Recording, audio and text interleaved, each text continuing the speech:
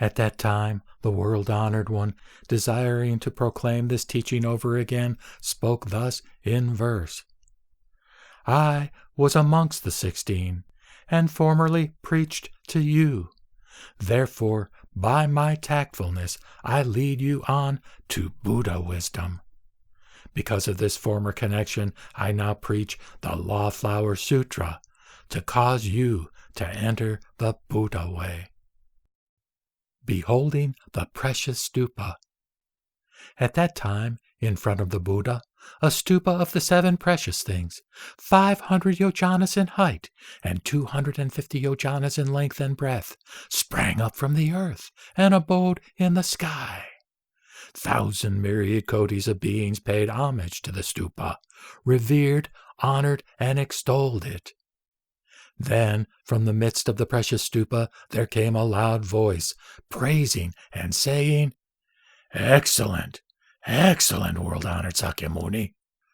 Thou art able to preach to the great assembly the wonderful Law-Flower Sutra of universal and great wisdom, by which bodhisattvas are instructed, and which the Buddhas guard and mind. So it is, world-honored Sakyamuni. All that thou sayest is true. Then the 4 groups, beholding the great precious stupa abiding in the sky and hearing the sound which proceeded from the stupa, were all filled with delight in the law and with wonder at these unheard-of happenings. Then the Buddha told the bodhisattva great eloquence, In this stupa there is the whole body of the Tathagata. Of yore, in the past, there was a domain named Jewel Clear.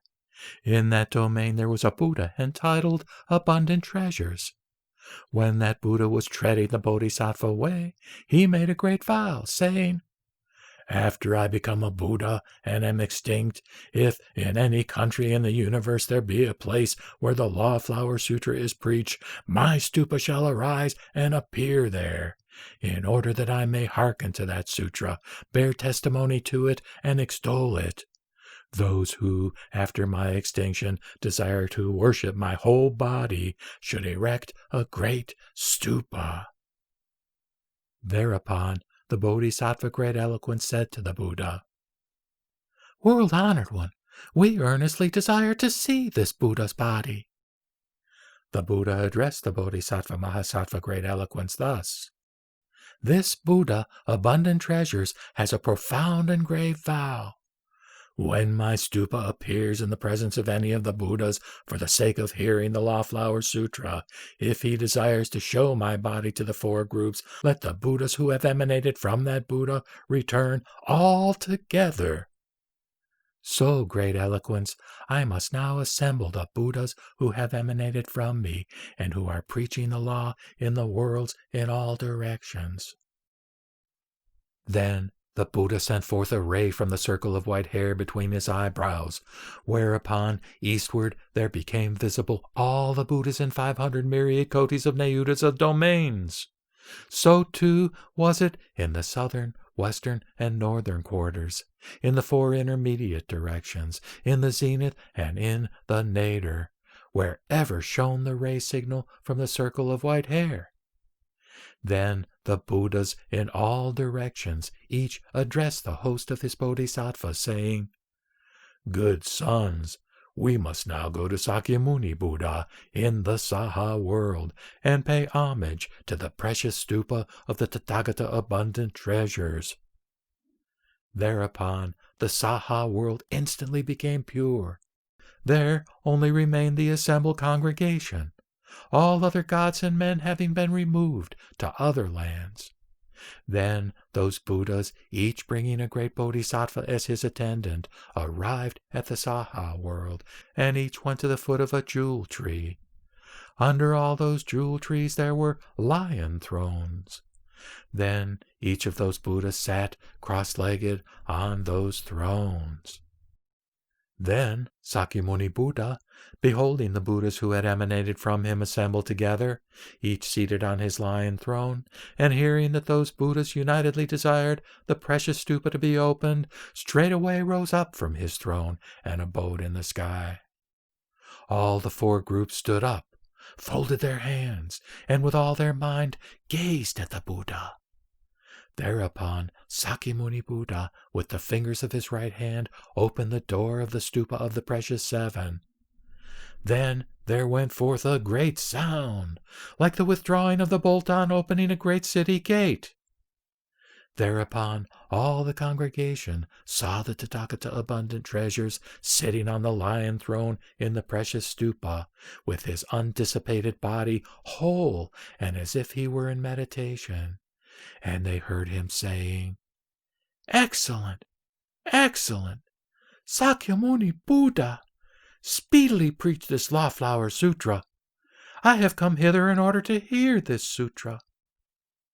Then the four groups, seeing the Buddha who had passed away and been extinct for immeasurable myriad kotis of kalpas, speak such words as these, praised this unprecedented marvel, and strewed on the Buddha abundant treasures and on Sakyamuni Buddha heaps of celestial jewel flowers.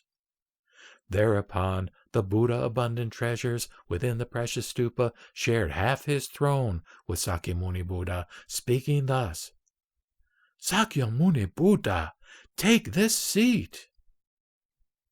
Whereupon Sakyamuni Buddha entered the stupa, and, sitting down on that half-throne, folded his legs. Then the great assembly, seeing the two Tathagatas sitting cross-legged on the lion throne in the stupa of the precious seven, each reflected thus, "The Buddhas are sitting aloft and far away. Would that the Tathagatas by their transcendental powers might cause us together to take up our abode in the sky." Immediately Sakyamuni Buddha, by his transcendent powers, received all the great assembly up into the sky, and with great voice universally addressed the four groups, saying, "Who are able to publish abroad the wonderful Law-Flower Sutra in this Saha world? Now indeed is the time. The Tathagata not long hence must enter nirvana. The Buddha desires to bequeath this wonderful Law-Flower Sutra so that it may ever exist." Thereupon a bodhisattva mahasattva attendant from a region beneath of the world-honored one abundant treasures, named Wisdom Accumulation, said to the Buddha abundant treasures, "Let us return to our own land." But Sakyamuni Buddha said to Wisdom Accumulation, "Good son, wait a while. Here is the Bodhisattva Manjushri. First, meet and discuss with him the wonderful law, and then return to your own land." Thereupon Manjushri, sitting on 1,000-petaled lotus flower as large as a carriage wheel, with the bodhisattvas who accompanied him also sitting on jeweled lotus flowers, unaided, sprang up from the great ocean, out of the palace of the Sagara Dragon King. Taking up his place in the sky, he advanced to the divine vulture peak, alighted from his lotus flower, went before the Buddha, and reverently made obeisance at the feet of the two world-honored ones. When he had expressed his reverence, he went over to Wisdom Accumulation, and after they had asked after each other's welfare, they withdrew and sat to one side. The Bodhisattva Wisdom Accumulation asked Manjushri, "Virtuous sir, since you went to the Dragon Palace, how many beings have you converted?" Manjushri answered, "Their numbers are immeasurable. They cannot be calculated, nor expressed in words, nor fathomed by the mind." "Just wait a moment. One must bring the proof." Before he had finished speaking, numberless bodhisattvas sitting on jeweled lotus flowers sprang up from the sea, advanced to the divine vulture peak, and took up their place in the sky. All these bodhisattvas had been converted and saved by Manjushri, had become perfect in bodhisattva deeds, and together discussed and expounded the 6 paramitas. Now they all maintained the spiritual principle of the great vehicle. Then said Manjushri to Wisdom Accumulation, "Such has been the result of my course of instruction in the ocean. That which I, in the midst of the ocean, always proclaimed was no other than the wonderful Law-Flower Sutra." The Tathagata transforms the world with his law.